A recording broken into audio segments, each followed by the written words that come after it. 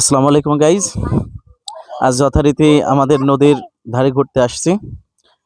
সবচেয়ে বড় লক্ষণীয় বিষয়, নদীর যেমন প্রাকৃতিক সৌন্দর্য, ঠিক তার পাশেই আমার এক মামা তার মুড়ির দোকান দিয়েছে। তার মুড়ি নাকি অনেক বিখ্যাত, এলাকার সবাই খেয়ে নাম করে।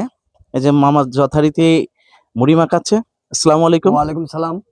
মামা, আপনার এখানে কি কি বিক্রি হয়? আমার এখানে মামা মুড়ি মশলা, ঝাল মুড়ি মশলা, আপনার চানাচুর ভাজা, বাদাম ভাজা, ফুচকা, ওই আপনার বিভিন্ন রকমের মশলা দিয়ে আমি মুড়ি বিক্রি করি। আল্লাহর রহমতে আপনাদের দোয়াই আমার মুড়ির যে খাই সে তো বলে যে হ্যাঁ কাকা ভালো।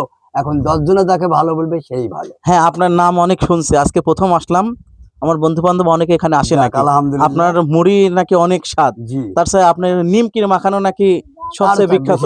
হ্যাঁ সবাই হ্যাঁ, বলে। সবাই সবাই বলে আর কি। জি। তো আজকে আমাকে হচ্ছে মুড়ি কত করে?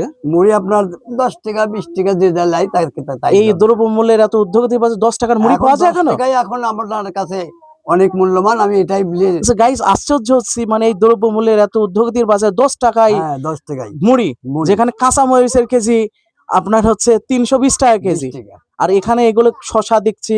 তারপরে এর মধ্যে কি কি দেন মুড়ি এর মাখানোর মধ্যে মধ্যে? মুড়ি মাখানোর মধ্যে আপনার ঝাল আছে, বিট লবণ আছে, টেস্টি আছে, ওই আপনার মশলা আছে, শসা আছে, বিভিন্ন রকমের মশলা দিয়ে মুড়িটা তৈরি তাহলে হয়। আপনার মশলা দেখি মুড়ি মাখানোর। এই যে আমার মুড়ি মাখানি মশলা, এই তাই তো দেখছি মশলা এই দেখেন। অনেক। হ্যাঁ হ্যাঁ হ্যাঁ হ্যাঁ হ্যাঁ, অনেকগুলো উপাদান দিয়ে তৈরি আর কি, জি। যার একটা সিক্রেট বিষয়টা বলা যাবে না। তবে ওনার মুড়ি নাকি অনেক সুস্বাদু। তো আমি খেয়ে গাইজ আপনাদের আবার বলছি। আজ এ পর্যন্তই।